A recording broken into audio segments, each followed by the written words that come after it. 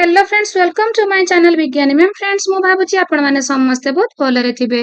Friends, मु तो आपण माननकु कहिथिले चाइल्ड डेवलपमेंट एंड पेडागोजी रो आमे जेते अधिकरु अधिक मॉक टेस्ट करिबा ता आपण माननक पई बहुत उपकारी हबो। काहे कि ना आपण चाइल्ड डेवलपमेंट एंड पेडागोजी रे जदी भलो भाबे क्लियर हे जाउचंती तो ऑल पेडागोजी आपनको इजी लागिबा सहित आपण माने समस्ते 30 रु 30 रखिबा पई सक्षम हेई परिबे।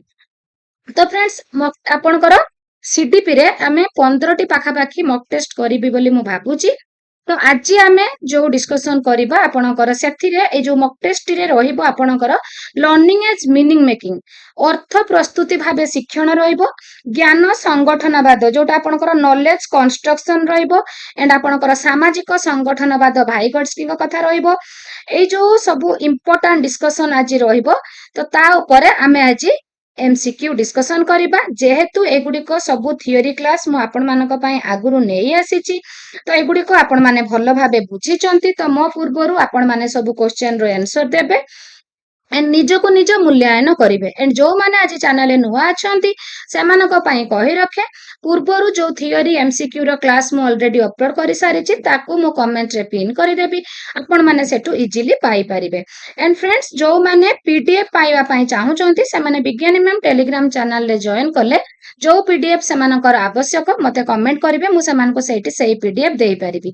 थियोरी रो पीडीएफ एंड आपणकर मॉक टेस्ट रो क्वेश्चन रो पीडीएफ, जो मॉक टेस्ट एबे मो करूची तार क्वेश्चन रे पीडीएफ जदि आपणकर आवश्यक ताहले मते कमेंट करिवे, मु आपण माननको टेलीग्राम चैनल रे देई देबी। तो फ्रेंड्स, जदि आपण माननको मोर वीडियो भलो लागे लाइक शेयर कमेंट करबा को आदौ भी भूलिबे नाही। जदि चैनल नुआ अछंती तो जल्दी जल्दी सब्सक्राइब करि नेबे। तो फ्रेंड्स, स्टार्ट करिबा। निज शिक्षण तत्व उपस्थापन पई केउ व्यक्ति गोटिए सिंपांजी नै परीक्षा करथिले? तो friends, Pavlov, Skinner, Kahler, Thorndike. तो आपणकर ईएल थॉर्नडाइक परीक्षा करथिले प्रथमे बिराडी उपरे एंड सेकेंड रे मूषा उपरे। तांकर तत्वटी होउची प्रजत्न प्रमाद तत्व बा आपणकर संयोगवाद तत्व। जेहेतु थॉर्नडाइक तत्व रे आपणकर प्रतिक्रिया व उद्दीपक मध्य रे गोटे संयोग स्थापन होइथाय, तो सेति पई ताकू संयोगवाद तत्व मध्य कहिथांती।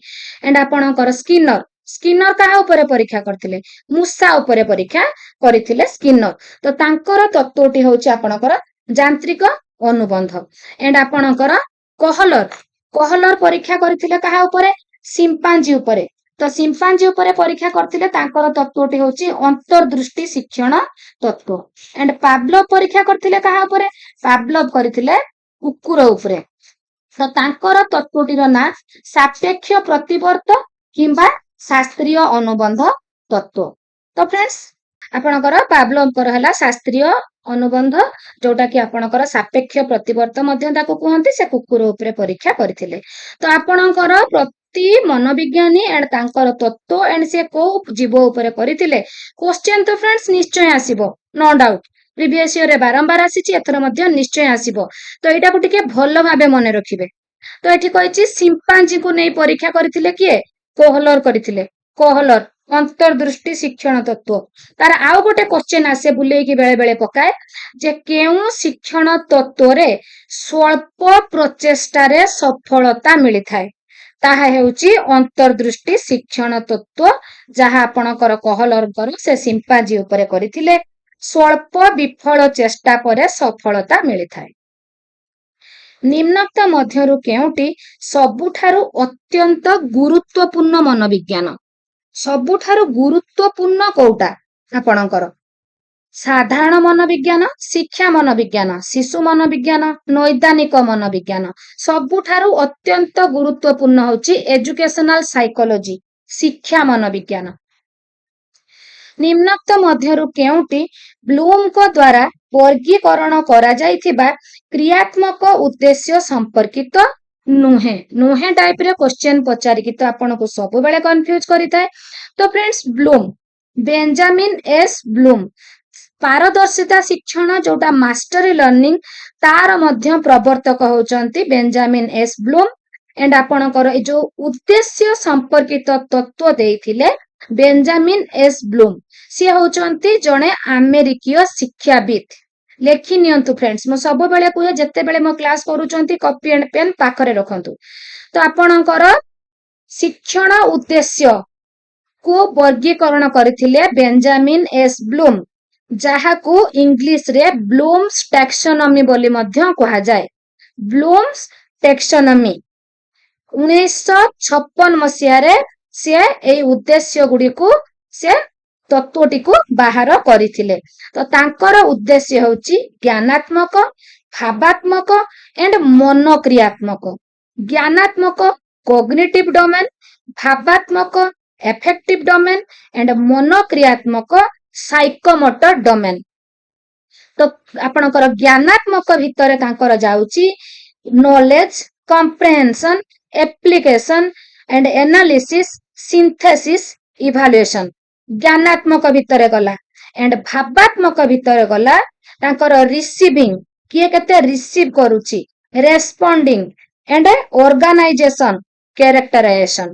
ଏଣ୍ଡ ମନୋକ୍ରିୟାତ୍ମକରେ ଗଲା ଲେଖିବା, ଚିତ୍ର ଅଙ୍କନ କରିବା, ପରୀକ୍ଷାଗାର କାର୍ଯ୍ୟ କରିବା, ଖେଳକୁଦ କରିବା। ତ ଆପଣଙ୍କୁ ଏଠି କହିଛି ମନୋକ୍ରିୟାତ୍ମକ ବା କ୍ରିୟାତ୍ମକ ଉଦ୍ଦେଶ୍ୟ ସମ୍ପର୍କିତ ନୁହେଁ।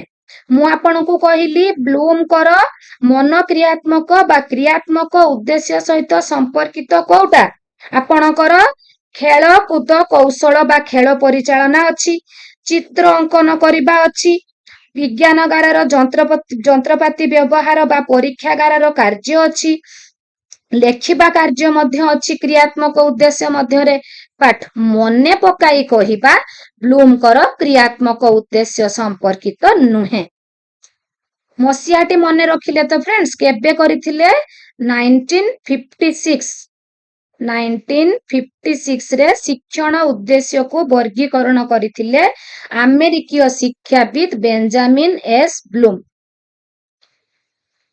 ନିମ୍ନୋକ୍ତ ମଧ୍ୟରୁ କେଉଁଟି ଶିକ୍ଷଣ କାର୍ଯ୍ୟର ଏକ ଉପାଦାନ ଅଟେ? ଆପଣଙ୍କୁ ମୁଁ ସବୁବେଳେ କହିଛି ଆକ୍ଟିଭିଟି ବେସ୍ଡ ଆପ୍ରୋଚ ଉପରେ ଏଇ ଗୋଟେ ହିଁ କ୍ୱେଶ୍ଚେନ୍ ଆସେ। ତାର ଉପାଦାନ, ତାହା ଲକ୍ଷ୍ୟ କୈନ୍ଦ୍ରିକ, ଆନନ୍ଦଦାୟକ, ଆହ୍ୱାନମୂଳକ ଏଣ୍ଡ ସ୍ୱତଃସ୍ଫୂର୍ତ୍ତ ଅଂଶଗ୍ରହଣ। ଶିକ୍ଷଣ କାର୍ଯ୍ୟର ମାତ୍ର ଏଇ 4ଟି ଉପାଦାନର ନାମକୁ ଆପଣଙ୍କୁ ମନେ ରଖିବାକୁ ପଡିବ। ଏଇ 4ଟି ନାମକୁ ମନେ ରଖିଲେ ଆପଣ ଇଜିଲି ସବୁ କ୍ୱେଶ୍ଚେନର ଆନ୍ସର ଦେଇପାରିବେ। ତ ଲକ୍ଷ୍ୟ କୈନ୍ଦ୍ରିକ, ଆନନ୍ଦଦାୟକ, ଆହ୍ୱାନମୂଳକ, ଉପରୋକ୍ତ ସମସ୍ତ। ନିମ୍ନୋକ୍ତ ମଧ୍ୟରୁ କେଉଁଟି ଶିକ୍ଷଣ କାର୍ଯ୍ୟର ଏକ ବୈଶିଷ୍ଟ୍ୟ ନୁହେଁ? ଶିକ୍ଷଣ କାର୍ଯ୍ୟ ଆକ୍ଟିଭିଟିର ଗୋଟେ କ୍ୟାରେକ୍ଟରିଷ୍ଟିକ ନୁହେଁ। ସବୁ ପିଲା ସମ୍ପୃକ୍ତ ହୁଅନ୍ତି, ଏଇଟା ତାର ଗୋଟେ କ୍ୟାରେକ୍ଟରିଷ୍ଟିକ। ବ୍ୟକ୍ତିଗତ ଓ ଦଳଗତ ହେଇପାରେ। ଆପଣ ଯୋଉ ଆକ୍ଟିଭିଟି ନିଅନ୍ତି ସବୁ ପିଲାଙ୍କୁ ଆପଣ ସମ୍ପୃକ୍ତ କରାନ୍ତି। ଯୋଉ ଆକ୍ଟିଭିଟି ଆପଣ ନିଅନ୍ତି ତାହା ଇଣ୍ଡିଭିଜୁଆଲ ହେଇପାରେ ବା ଗ୍ରୁପିଂ କରିକି ଆପଣ ଦେଇପାରନ୍ତି। ଏଣ୍ଡ ଆପଣଙ୍କର ଆକ୍ଟିଭିଟି ଶିକ୍ଷାର୍ଥୀଙ୍କୁ ଆନନ୍ଦ ମଧ୍ୟ ଦିଏ। ବଟ୍ ଗୋଟିଏ ପ୍ରଣାଳୀରେ ପିଲାମାନେ ଶିଖନ୍ତି, ଏହା ଶିକ୍ଷଣ କାର୍ଯ୍ୟର ଏକ ବୈଶିଷ୍ଟ୍ୟ ନୁହେଁ। କାହିଁକି ନା ଶିକ୍ଷକ ବା ଶିକ୍ଷାର୍ଥୀ ବିଭିନ୍ନ ପ୍ରଣାଳୀରେ ଆକ୍ଟିଭିଟି ନେଇଥାନ୍ତି। ନିଜ ଶିକ୍ଷଣ ତତ୍ତ୍ୱ ଉପସ୍ଥାପନ ପାଇଁ କେଉଁ ବ୍ୟକ୍ତି ଗୋଟିଏ ସିମ୍ପାଞ୍ଜି ନେଇ ପରୀକ୍ଷା କରିଥିଲେ? ପାଭଲଭ, ସ୍କିନର, କହଲର, ଥର୍ନଡାଇକ। ପାଭଲଭ କୁକୁର, ସ୍କିନର ମୂଷା, ଥର୍ନଡାଇକ ବିରାଡି ଓ ମୂଷା, କହଲର ସିମ୍ପାଞ୍ଜି। ବହୁତ ଜଣ କନଫ୍ୟୁଜ ହଉଥିଲେ ମୋର 2025ରେ ଥର୍ନଡାଇକ ପ୍ରଥମେ କୋଉ ଜୀବ ଉପରେ, ଦ୍ୱିତୀୟରେ କୋଉ ଜୀବ ଉପରେ ପରୀକ୍ଷା କରିଥିଲେ। ଆପଣ ମାନେ ଆଦୌ କନଫ୍ୟୁଜ ହେବେନି, ପ୍ରଥମେ ବିରାଡି, ଦ୍ୱିତୀୟରେ ମୂଷା। ତ ଆପଣଙ୍କର ସିମ୍ପାଞ୍ଜିକୁ ନେଇ କହଲର କରିଥିଲେ ଅନ୍ତର୍ଦୃଷ୍ଟି ଶିକ୍ଷଣ ତତ୍ତ୍ୱ। ଶିକ୍ଷଣ ତତ୍ତ୍ୱ ଉପସ୍ଥାପନ ପାଇଁ କିଏ ଗୋଟିଏ ମୂଷା ନେଇ ପରୀକ୍ଷା କରିଥିଲେ? ବୁଝିପାରୁଛନ୍ତି ନା ଫ୍ରେଣ୍ଡସ୍, ମୁଁ ଯୋଉ ବାରମ୍ବାର ଏଇ ତତ୍ତ୍ୱ ଏଣ୍ଡ ଜୀବଙ୍କ ବିଷୟରେ କହୁଛି କାହିଁକି ନା ବାରମ୍ବାର କେମିତି କ୍ୱେଶ୍ଚେନ୍ ଆସୁଛି ଦେଖନ୍ତୁ। ତ ମୂଷାକୁ ନେଇ ପରୀକ୍ଷା କରିଥିଲେ କିଏ? ପାଭଲଭ, ସ୍କିନର, ଥର୍ନଡାଇକ, କହଲର। ସ୍କିନର କରିଥିଲେ। କେଉଁ ପରୀକ୍ଷଣ ଦ୍ୱାରା ଶିକ୍ଷାର୍ଥୀର କଥନ ଶୈଳୀ ପରୀକ୍ଷା କରାଯାଏ? ବ୍ୟବହାରିକ ପରୀକ୍ଷଣ, ବାଚିକ ପରୀକ୍ଷଣ ଏଣ୍ଡ ଆପଣଙ୍କର ବୁଦ୍ଧି ପରୀକ୍ଷଣ। ଶିକ୍ଷାର୍ଥୀର କଥନ ଶୈଳୀକି ଆପଣ ପରୀକ୍ଷା କରିବେ ବାଚିକ ପରୀକ୍ଷଣରେ। କୋଉଥିରେ? ବାଚିକ ପରୀକ୍ଷଣ। ଗୋଟିଏ ଶ୍ରେଣୀରେ ଶିକ୍ଷାର୍ଥୀ ପ୍ରବେଶ କଲା ବେଳେ କେଉଁ ମୂଲ୍ୟାୟନ କରାଯାଏ? ବ୍ୟବସ୍ଥାନ, ଗଠନମୂଳକ, ସମାପ୍ତି ସୂଚକ, ନୈଦାନିକ। जो माने मोर क्लास आगुरु देखिचंती सेमाने तो आंसर निश्चय मो पूर्वरु देई पारिबे मोर सेमानक ऊपर निश्चय विश्वास अछि। तो फ्रेंड्स जो माने आज नुआ अछंती देखंतु श्रेणी को प्रवेश करिबा पूर्वरु आपनको जो एंट्रेंस दबाको पड़े ताहा व्यवस्थान मूल्यांकन श्रेणी शिक्षादान मध्य रे दिया जाय गठनमूलक मूल्यांकन एंड श्रेणी शिक्षादान समाप्त परे वर्ष शेष रे हुए समाप्ति सूचक मूल्यांकन एंड आपणकर पिलार दश दुर्बलता को जानिबा पई हुए नैदानिक मूल्यांकन। तो शिक्षार्थी श्रेणी रे प्रवेश कला बेले हुए व्यवस्थान बा प्लेसमेंट इभालुएशन। निम्नोक्त मध्यरु केउटी शिक्षण रे निपुणता हासिल को प्रभावित करुथिबा उपादान अटे। शिक्षादानर गुणात्मक मान शिक्षार्थीर सामर्थ्य शिक्षण पई मिलुथिबा समस्त उपरोक्त समस्त। तो शिक्षण रे निपुणता हासिल को प्रभावित करुथिबा उपादान सबु गुड़िक शिक्षणर निपुणता को प्रभावित करे उपरोक्त समस्त। निम्नोक्त मध्यरु केउटी शिक्षणर स्वरूप नुहे लेखिबा लेखिबाटी शिक्षणर स्वरूप ज्ञान आहरण करिबा मध्य शिक्षणर स्वरूप कौशल हासिल करिबा बट उच्चता बढ़िबा शिक्षणर स्वरूप नुहे। शिशु जेते बेले शिक्षण पई प्रस्तुत सेते बेले शिक्षण फलप्रद हुए। एहा केउ शिक्षण नियम उपरे आधारित फलाफल नियम प्रस्तुति नियम अभ्यास नियम अप्रयोग नियम। तो फ्रेंड्स जेते बेले आपणकर पिलाटी गणित पढ़िबा पई प्रस्तुत सेते बेले ताको आपण गणित शिक्षा दान देले से अधिक मन रखे एंड तार शिक्षण दीर्घस्थायी हुए। जेमिति गोटे एग्जांपल देइथिली जेते बेले आपणकर आयरन टी हॉट थाए गरम थाए ताको आपण सेते बेले हीट करिवे सेते बेले आघात करिवे ठीक सेमिति एहा हेउची थंडाइंकर प्रस्तुति नियम जेते बेले पिला प्रस्तुत अछि सेते बेले शिक्षण फलप्रद हुए। निम्नोक्त मध्यरु केउटी शिक्षादान कौशल सह संपर्कित कलापटार उपयोग करी आपण शिक्षादान कौशल दियंती प्रश्न पचारि दियंती दृष्टांत मध्य देइथांती उपरोक्त समस्त। किए शिक्षण तत्व उपस्थापन पई गोटे कुकुर नै परीक्षा करथिले पावलव थॉर्नडाइक स्किनर कहलर। तो फ्रेंड्स आज की मु एते दिन हला जो शिक्षण तत्व ऊपर आपण को बुझौची जदि आपण मानन को आसी जाउची मते समस्त कमेंट करिवे 20 नंबर रो आंसर कोउटा देखिबा पूर्वरु कमेंट करंतु मु तो आंसर कहिबी एबे बट आपण माने केते जानिचंती केते हृदयंगम करिचंती आपण माने 20 नंबर रो आंसर कोउटा हबो कुकुर को नै किए परीक्षा करथिले एंड तांकर शिक्षण तत्वटी कोन आपण जेते मो क्वेश्चन रो आंसर देबे आपणकर कॉन्फिडेंस लेवल टी सेते हाई हबो एंड आपण निज को निजे सेते मूल्यांकन करि पारिबे। तो कुकुर को नै किए परीक्षा करथिले एंड तांकर शिक्षण तत्वटी कोन लेखिकी मते कमेंट करंतु मु तो एबे आंसर कहूची कुकुर को नै परीक्षा करथिले पावलोव।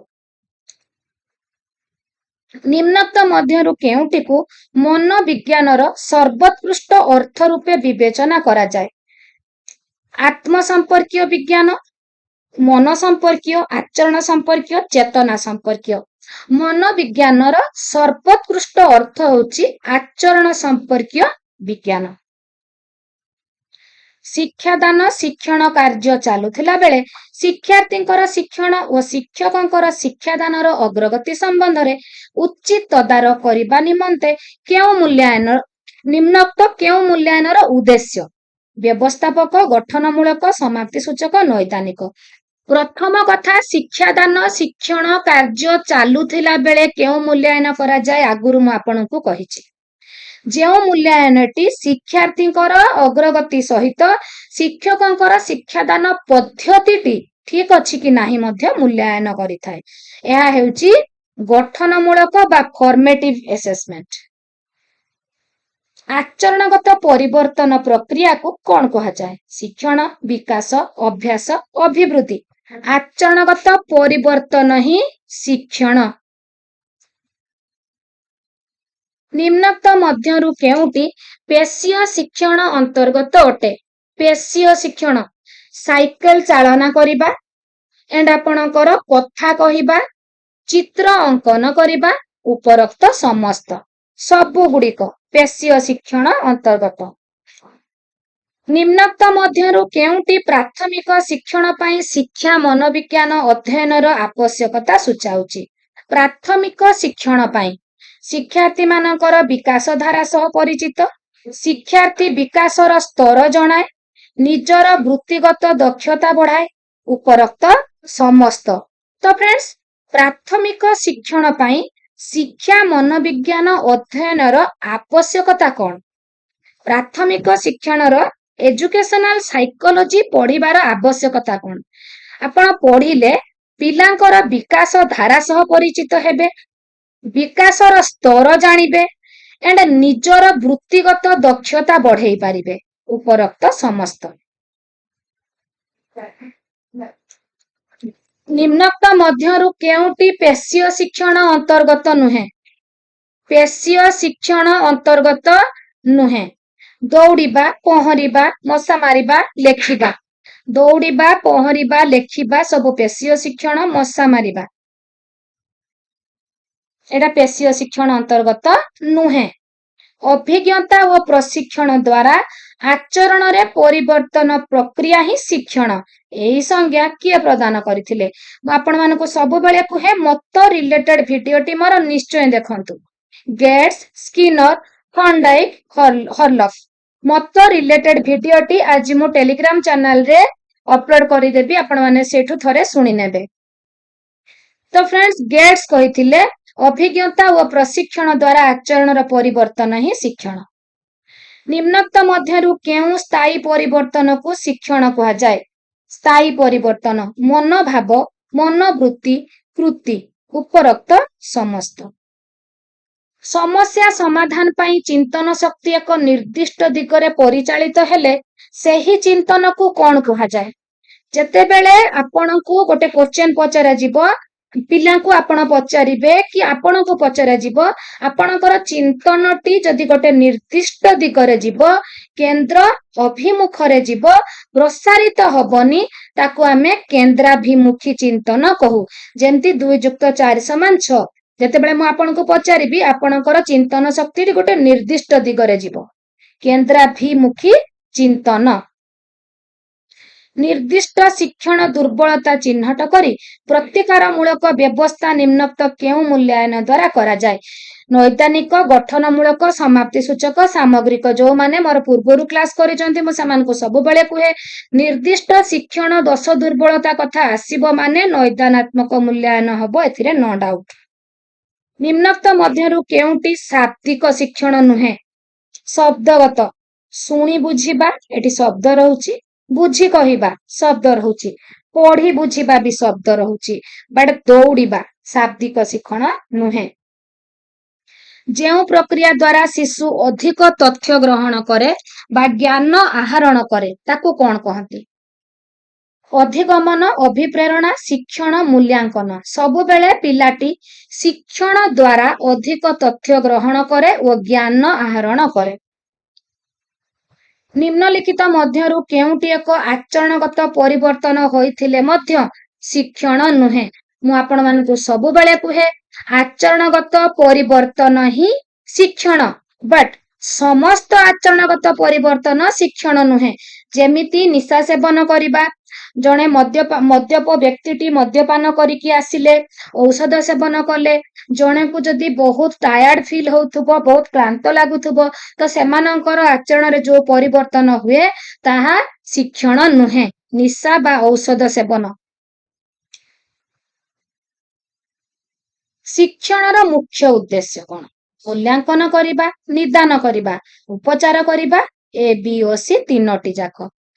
मूल्यांकन करिबा, निदान करिबा, उपचार करिबा सबु गुड़िक शिक्षणर उद्देश्य। केउटी शिक्षणर स्वरूप अंतर्गत नुहे? आचरणगत परिवर्तन ही शिक्षण, एटा तो गोटे स्वरूप। शिक्षण गोटे उद्देश्यपूर्ण कार्य, एहा एक निष्क्रिय प्रक्रिया, एटा अंतर्गत नुहे। କେଉଁ ମନୋବିଜ୍ଞାନୀଙ୍କ ମତରେ ଶିକ୍ଷଣ ହେଉଛି ପ୍ରଗତିଶୀଳ ପୁନର୍ବଳନ ଯୁକ୍ତ ବ୍ୟବହାର ଗ୍ରହଣ ପ୍ରକ୍ରିୟା? ସ୍କିନର, କ୍ୟାଲଭିନ, କିମ୍ବଲ, କ୍ଲାର୍କ। ପୁନର୍ବଳନ, ରିଇନଫୋର୍ସମେଣ୍ଟ। ପୁନର୍ବଳନ କଥା ଅଛି ମାନେ ସ୍କିନର। କାହା ଦ୍ୱାରା ଶିକ୍ଷାର୍ଥୀର ଆଚରଣରେ ପରିବର୍ତ୍ତନ ହେଇଥାଏ? ଶିକ୍ଷଣ, ପରିବେଶ, ପାଠ୍ୟକ୍ରମ, ନିର୍ଦ୍ଦେଶ। ଶିକ୍ଷାର୍ଥୀର ଆଚରଣରେ ପରିବର୍ତ୍ତନ କୋଉଠି ହେଇଥାଏ? ଶିକ୍ଷଣ ଦ୍ୱାରା। ଯେଉଁ ପ୍ରକ୍ରିୟା ଶିକ୍ଷାର୍ଥୀ ଜ୍ଞାନ ଆହରଣ କରେ ତାକୁ କଣ କୁହାଯାଏ? ଜ୍ଞାନ ଆହରଣ କରେ ଶିକ୍ଷଣ ମାଧ୍ୟମରେ। ନିମ୍ନୋକ୍ତ କେଉଁଟିକୁ ଶିକ୍ଷଣ କୁହାଯାଏ? ଫ୍ରେଣ୍ଡସ୍, ଏଇ କ୍ଲାସଟି କରିସାରିବା ପରେ ଆପଣଙ୍କର ଲର୍ଣ୍ଣିଂ ଉପରେ ଅର୍ଥ ପ୍ରସ୍ତୁତି ଶିକ୍ଷଣ, ଜ୍ଞାନ ସଂଗଠନବାଦ, ଭାଇଗଡସ୍କି କୌଣସିଥିରେ ଆପଣଙ୍କର କିଛି ବି ଡାଉଟ ରହିବ ନାହିଁ। ତ ଶିକ୍ଷଣ କାହାକୁ କୁହାଯାଏ? ବହି ପଢାପଢି କରିବା, ଲେଖାଲେଖି କରିବା, ସଂଖ୍ୟା ଚିହ୍ନଟ କରିବା, ଉପରୋକ୍ତ ସମସ୍ତ। ଅର୍ଥ ପ୍ରସ୍ତୁତି ଶିକ୍ଷଣ ବା ଯୋଉଟା ଆପଣଙ୍କର ଆମେ କହୁଛେ learning age meaning making. Learning age meaning making. ତ ଏଇ ଯୋଉ ଲର୍ଣ୍ଣିଂ ଏଜ୍ ମିନିଂ ମେକିଂ ଆପଣଙ୍କର ଅର୍ଥ ପ୍ରସ୍ତୁତି ଶିକ୍ଷଣ ତତ୍ତ୍ୱର ପ୍ରଥମ ଦାର୍ଶନିକ ହଉଛନ୍ତି ଜିଆମ୍ବଟିସ୍ଟା ଭିକୋ। ଜିଆମ୍ବଟିସ୍ଟା ଭିକୋ 1910 ମସିହାରେ ସିଏ କହିଥିଲେ, ଜଣେ କିଛି ଜାଣିବ ଯେତେବେଳେ ସେ ଏହାକୁ ବ୍ୟାଖ୍ୟା କରିବ। ତ ଅର୍ଥ ପ୍ରସ୍ତୁତି ଶିକ୍ଷଣ ଯୋଉଟା କି ଆପଣଙ୍କର 5P ପ୍ଲାନ ଉପରେ ନିର୍ଭର କରେ। ତ ଅର୍ଥ ପ୍ରସ୍ତୁତି ଶିକ୍ଷଣର 5ଟି ସୋପାନ। ପ୍ରଥମ ଇ engagement, second exploration, third explanation, fourth elaboration and fifth ହଉଛି ଇଭାଲୁଏସନ। ତ ଆପଣଙ୍କର ଅର୍ଥ ପ୍ରସ୍ତୁତି ଶିକ୍ଷଣର ଗୁରୁତ୍ୱ ବୋଲି ବିବେଚନା କରାଯାଏ। ତଥ୍ୟ ସଂଗ୍ରହ, ବହୁବିଧ ବ୍ୟବହାର, ସମ୍ମିଳିତ ଶିକ୍ଷଣ, ଉପରୋକ୍ତ ସମସ୍ତ। ସବୁଗୁଡ଼ିକ। ଅର୍ଥ ପ୍ରସ୍ତୁତି ଶିକ୍ଷଣର କେତୋଟି ସୋପାନ? 2ଟି, 3ଟି, 4ଟି, 5ଟି? 5ଟି। 5E ଆପଣଙ୍କର ଅର୍ଥ ପ୍ରସ୍ତୁତି ଶିକ୍ଷଣର 5E 5ଟି ସୋପାନ। ବର୍ଣ୍ଣନା। ବର୍ଣ୍ଣନାଟି ଅର୍ଥ ପ୍ରସ୍ତୁତି ଶିକ୍ଷଣର କେଉଁ ସୋପାନ ଅଟେ? ପ୍ରଥମ, ଦ୍ୱିତୀୟ, ତୃତୀୟ, ଚତୁର୍ଥ? ଆପଣଙ୍କର ତୃତୀୟ ସୋପାନ ହଉଛି ବର୍ଣ୍ଣନା ବା ଏକ୍ସପ୍ଲାନେସନ। ପ୍ରଥମ ସୋପାନ ଲେଖିବେ ତ ଲେଖି ନିଅନ୍ତୁ, ନିଯୁକ୍ତି ବା ଏନଗେଜମେଣ୍ଟ। ଦ୍ୱିତୀୟ ସୋପାନ ତନ୍ନ ତନ୍ନ କରି ପରୀକ୍ଷା କରିବା ବା ଏକ୍ସପ୍ଲୋରେସନ। ତୃତୀୟ ସୋପାନ ବର୍ଣ୍ଣନା ବା ଏକ୍ସପ୍ଲାନେସନ। ଚତୁର୍ଥ ସୋପାନ ବ୍ୟାଖ୍ୟା ବା ଏଲାବୋରେସନ। ପଞ୍ଚମ ସୋପାନ ମୂଲ୍ୟାୟନ ବା ଇଭାଲୁଏସନ। ତ ବର୍ଣ୍ଣନା ଅର୍ଥ ପ୍ରସ୍ତୁତି ଶିକ୍ଷଣର ତୃତୀୟ ସୋପାନ ଯୋଉଟା ଏକ୍ସପ୍ଲାନେସନ। ଶିକ୍ଷାର୍ଥୀମାନେ ସମସ୍ୟା ସହ ସିଧାସଳଖ ଭାବେ ଯୋଡି ହୁଅନ୍ତି। ଅର୍ଥ ପ୍ରସ୍ତୁତି ସୋପାନରେ କୋଉଥିରେ ସେମାନେ ସମସ୍ୟା ସହ ସିଧାସଳଖ ଭାବେ ଯୋଡି ହେଇଥାନ୍ତି? କୋଉଥିରେ? ନିଯୁକ୍ତି, ତନ୍ନ ତନ୍ନ ପରୀକ୍ଷା, ବର୍ଣ୍ଣନା, ବ୍ୟାଖ୍ୟା। ତ ସେମାନେ ସମସ୍ୟା ସହ ସିଧାସଳଖ ଭାବେ ଯୋଡି ହୁଅନ୍ତି ତନ୍ନ ତନ୍ନ ପରୀକ୍ଷା ବା ଏକ୍ସପ୍ଲୋରେସନ ଦ୍ୱିତୀୟ ଷ୍ଟେଜରେ। ଶିକ୍ଷାର୍ଥୀମାନେ ପରସ୍ପରକୁ ପ୍ରଶ୍ନ ପଚାରି ସମସ୍ୟାର ସଂଜ୍ଞା ନିରୂପଣ କରନ୍ତି। ଅର୍ଥ ପ୍ରସ୍ତୁତି ଶିକ୍ଷଣର କେଉଁ ସୋପାନରେ ହୋଇଥାଏ? ନିଯୁକ୍ତି, ତନ୍ନ ତନ୍ନ ପରୀକ୍ଷା, ବର୍ଣ୍ଣନା, ମୂଲ୍ୟାୟନ। ନିଯୁକ୍ତି ସୋପାନରେ ପ୍ରତ୍ୟେକ ଛାତ୍ରୀ ପ୍ରଶ୍ନ ପଚାରି ପ୍ରଥମେ ସେମାନେ ତାଙ୍କର ଯୋଉ ସମସ୍ୟାର ସଂଜ୍ଞାଟି ନିରୂପଣ କରନ୍ତି ନିଯୁକ୍ତି ବା ଏନଗେଜମେଣ୍ଟ ଷ୍ଟେଜରେ। ଫାଷ୍ଟ, ଅର୍ଥ ପ୍ରସ୍ତୁତି ଶିକ୍ଷଣର ବର୍ଣ୍ଣନା ସୋପାନର ମୁଖ୍ୟ ବୈଶିଷ୍ଟ୍ୟଟି କଣ? ବର୍ଣ୍ଣନା ବା ଏକ୍ସପ୍ଲାନେସନ ପୂର୍ବ ଅନୁଭୂତିକୁ ନୂତନ ଅନୁଭୂତି ସହ ଯୋଡ଼ିବା, ସମସ୍ୟା ସହ ସିଧାସଳଖ ଜଡିତ ହେବା। ଏଗୁଡିକ ତ ଆପଣଙ୍କର ନୁହେଁ। ଆପଣଙ୍କର ଅମୂର୍ତ୍ତ ଧାରଣାକୁ ଏକାଠି କରିବା। ଏଟା ହଉଛି ଆପଣଙ୍କର କୋଉଠି? ଅମୂର୍ତ୍ତ ଧାରଣାକୁ ଏଟା ବର୍ଣ୍ଣନା ସୋପାନ ବା ଏକ୍ସପ୍ଲାନେସନ ରେ ହେଇଥାଏ। ଧାରଣାକୁ ବାସ୍ତବ ଜୀବନ ସହ ଯୋଡ଼ିବା ଆପଣଙ୍କର ଏଇଟା ହବ ନାହିଁ। ଆପଣଙ୍କର ହବ କଣ? ପ୍ରଥମଟା ହବ ଅମୂର୍ତ୍ତ ଧାରଣାକୁ ଏକାଠି କରିବା ଶିଖନ୍ତି ବର୍ଣ୍ଣନା ସୋପାନରେ। ନେକ୍ସଟ ଦେଖିବା, ବାସ୍ତବ ଜୀବନ ସହ ଯୋଡ଼ିଥାନ୍ତି ଏଲାବୋରେସନ। ବାସ୍ତବ ଜୀବନ ସହ ଯୋଡନ୍ତି ଏଲାବୋରେସନ ବା ଚତୁର୍ଥ ପର୍ଯ୍ୟାୟ ବ୍ୟାଖ୍ୟାକରଣରେ। ସମସ୍ୟା ସହ ସିଧାସଳଖ ଭାବେ ଯୋଡି ହୁଅନ୍ତି ଆପଣଙ୍କର ଏକ୍ସପ୍ଲୋରେସନ ବା ତନ୍ନ ପରୀକ୍ଷାରେ। ଏଣ୍ଡ ପୂର୍ବ ଅନୁଭୂତିକୁ ନୂତନ ଅନୁଭୂତି ସହ ଯୋଡନ୍ତି ଆପଣଙ୍କର ଏନଗେଜମେଣ୍ଟ ବା ନିଯୁକ୍ତିରେ। ଅର୍ଥ ପ୍ରସ୍ତୁତି ଶିକ୍ଷଣର ବ୍ୟାଖ୍ୟାକରଣ ସୋପାନ ମୁଖ୍ୟ ବିଷୟବସ୍ତୁ କଣ? ବ୍ୟାଖ୍ୟାକରଣ ବା ଯୋଉଟା ଆପଣଙ୍କର କୋଉଟା ଆପଣଙ୍କର ଧାରଣାକୁ ବାସ୍ତବ ଜୀବନ ସହ ଯୋଡନ୍ତି ଏଲାବୋରେସନରେ। ଏଲାବୋରେସନରେ ଧାରଣାକୁ ବାସ୍ତବ ଜୀବନ ସହ ଯୋଡନ୍ତି ଚତୁର୍ଥ ପର୍ଯ୍ୟାୟ। ଅର୍ଥ ପ୍ରସ୍ତୁତି ଶିକ୍ଷଣରେ ପିଲାମାନଙ୍କୁ ଶିକ୍ଷକ କେଉଁ ଉପାୟରେ ମୂଲ୍ୟାୟନ କରନ୍ତି? ଅର୍ଥ ପ୍ରସ୍ତୁତି ଶିକ୍ଷଣରେ ପିଲାମାନଙ୍କୁ ଶିକ୍ଷକ ପ୍ରଶ୍ନ ପଚାରି, ପର୍ଯ୍ୟବେକ୍ଷଣ କରି, ନ୍ୟସ୍ତ କାର୍ଯ୍ୟ ଦେଇ, ଉପରୋକ୍ତ ସମସ୍ତ। ଅର୍ଥ ପ୍ରସ୍ତୁତି ଶିକ୍ଷଣରେ ନିମ୍ନୋକ୍ତ ମଧ୍ୟରୁ କେଉଁଟି ଶିକ୍ଷକଙ୍କ ଭୂମିକା ସହିତ ସମ୍ପର୍କିତ? ପିଲାମାନଙ୍କୁ ନିଜ ଢଙ୍ଗରେ ଶିଖିବାର ସୁଯୋଗ ଦିଅନ୍ତି, ବିଭିନ୍ନ ପ୍ରଣାଳୀରେ ଶିକ୍ଷାର୍ଥୀଙ୍କୁ ଶିଖାଇବା, ଶିକ୍ଷାର୍ଥୀ ମାନଙ୍କର ସିଏ ଜଣେ ସହପାଠୀ ହୁଅନ୍ତି, ଉପରୋକ୍ତ ସମସ୍ତ। ସମସ୍ୟା ସମାଧାନ ପାଇଁ ପିଲାମାନଙ୍କୁ ମିଳୁଥିବା ସମ୍ବଳ ଗୁଡିକ ମଧ୍ୟରୁ ଶିକ୍ଷକ ଏକ ସମ୍ବଳ, ଏକଥା କିଏ କହିଥିଲେ? ୟାଗର, ପିଆଜେ, ନୋଭାକ, ଭାଇଗୋଟ୍ସ୍କି। ଶିକ୍ଷକ ହଉଛନ୍ତି ମଧ୍ୟ ଜଣେ ଏକ ସମ୍ବଳ, ଏକଥା ୟାଗର କହିଥିଲେ। ଜିନ୍ ପିଆଜେ, ଭାଇଗୋଟ୍ସ୍କି, ନୋଭାକ ଓ ପୋସ୍ନର ଜ୍ଞାନ ସଂରଚନା ପନ୍ଥାର କେତୋଟି ମୁଖ୍ୟ ଧାରଣା ଦର୍ଶାଇଛନ୍ତି? 3ଟି, 4ଟି, 5ଟି, 6ଟି। ଜିନ୍ ପିଆଜେ, ଭାଇଗୋଟ୍ସ୍କି, ନୋଭାକ, ପୋସ୍ନର ଜ୍ଞାନ ସଂରଚନା ପନ୍ଥାର 5ଟି ମୁଖ୍ୟ ଧାରଣା ଦର୍ଶାଇଛନ୍ତି। କେତୋଟି? 5ଟି। ଶିକ୍ଷାର୍ଥୀ ସକ୍ରିୟ ହୋଇ ଜ୍ଞାନ ସଂରଚନା କରେ, ଏହା କେବଳ ପରିବେଶରୁ ହିଁ ଆହରଣ କରାଯାଏ ନାହିଁ। ଏ ଉକ୍ତିଟି କେଉଁ ପନ୍ଥା ଅନ୍ତର୍ଗତ? କେଉଁ ପନ୍ଥା? ଆପଣଙ୍କର ଶିକ୍ଷଣ କୈନ୍ଦ୍ରିକ। ସାମାଜିକ ଭାବ ବିନିମୟ ଦ୍ୱାରା ଶିକ୍ଷଣ ସମ୍ଭବ ହୋଇଥାଏ, ଏ ଉକ୍ତିଟି କେଉଁ ପନ୍ଥା ଅନ୍ତର୍ଗତ? ସାମାଜିକ ଭାବ ବିନିମୟ ଦ୍ୱାରା ଶିକ୍ଷଣ ସମ୍ଭବ ହୋଇଥାଏ, ଏହା ଆପଣଙ୍କର ଶିକ୍ଷଣ କୈନ୍ଦ୍ରିକ, ଶିକ୍ଷାର୍ଥୀ କୈନ୍ଦ୍ରିକ, ଶୈକ୍ଷିକ କୈନ୍ଦ୍ରିକ, ଦକ୍ଷତା କୈନ୍ଦ୍ରିକ। এটা ଶିକ୍ଷଣ କୈନ୍ଦ୍ରିକ। ଜ୍ଞାନ ସଂରଚନାବାଦ କେଉଁ ଶତାବ୍ଦୀର ଦ୍ୱିତୀୟ ଭାଗରେ ଅଧିକ ଆଲୋଚିତ ହୋଇଥିଲା?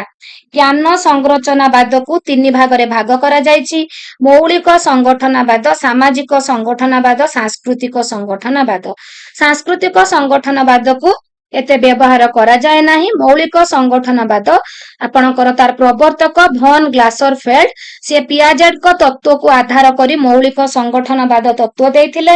ଏଣ୍ଡ ସାମାଜିକ ସଂଗଠନବାଦର ପ୍ରବର୍ତ୍ତକ ଆପଣଙ୍କର ଭାଇଗୋଟ୍ସ୍କି। ତ ଜ୍ଞାନ ସଂରଚନାବାଦ କେଉଁ ଶତାବ୍ଦୀର ଦ୍ୱିତୀୟ ଭାଗରେ ଅଧିକ ଆଲୋଚିତ ହୋଇଥିଲା? ଆପଣଙ୍କର ବିଂଶ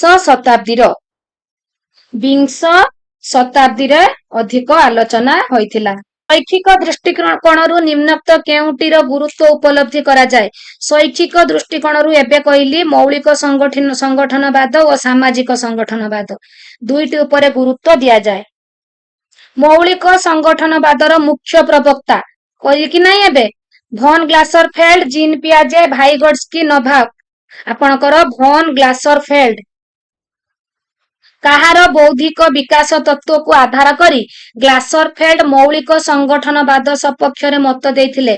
ପୋସ୍ନର, ଜିନ୍ ପିଆଜେ, ନୋଭାକ, ଭାଇଗୋଟ୍ସ୍କି। ଆପଣଙ୍କର ଭନ୍ ଗ୍ଲାସରଫେଲ୍ଡ ଜିନ୍ ପିଆଜେଙ୍କ ତତ୍ତ୍ୱକୁ ଆଧାର କରି ମତ ଦେଇଥିଲେ। ନିମ୍ନୋକ୍ତ ମଧ୍ୟରୁ କେଉଁଟି ଜିନ୍ ପିଆଜେଙ୍କର ଉପଯୋଜନ ପ୍ରକ୍ରିୟାର ଗୋଟିଏ ମୁଖ୍ୟ ଦିଗ? ଉପଯୋଜନ ପ୍ରକ୍ରିୟାର ମୁଖ୍ୟ ଦିଗ ବହିଃପ୍ରକାଶ, ଅନ୍ତର୍ଗ୍ରହଣ, ଆଭିମୁଖ୍ୟ, ଅବ୍ୟକ୍ତ। ଅନ୍ତର୍ଗ୍ରହଣ। ଭାଇଗୋଟ୍ସ୍କି କେଉଁ ଦେଶର ମନସ୍ତତ୍ତ୍ୱବିତ୍? ଜର୍ମାନ, ଇଟାଲୀ, ରୁଷିଆ, ଆମେରିକା। ରୁଷିଆର ମନସ୍ତତ୍ତ୍ୱବିତ୍ ଭାଇଗୋଟ୍ସ୍କି ସାମାଜିକ ସଂଗଠନବାଦର ତତ୍ତ୍ୱ ଦେଇଥିଲେ। ସାମାଜିକ ସଂଗଠନବାଦକୁ କିଏ ଲୋକଲୋଚନକୁ ଆଣିଥିଲେ? ଭାଇଗୋଟ୍ସ୍କି। ସାମାଜିକ ସଂଗଠନବାଦର କେତୋଟି ମୁଖ୍ୟ ଧାରଣା ଉପରେ ପର୍ଯ୍ୟବେସିତ? 2, 3, 4, 5 ତିନୋଟି। ବାସ୍ତବତା, ଜ୍ଞାନ ଓ ଶିକ୍ଷଣ। ନିମ୍ନୋକ୍ତ ମଧ୍ୟରୁ କେଉଁଟି ସାମାଜିକ ସଂଗଠନବାଦର ଗୋଟିଏ ମୁଖ୍ୟ ଧାରଣା?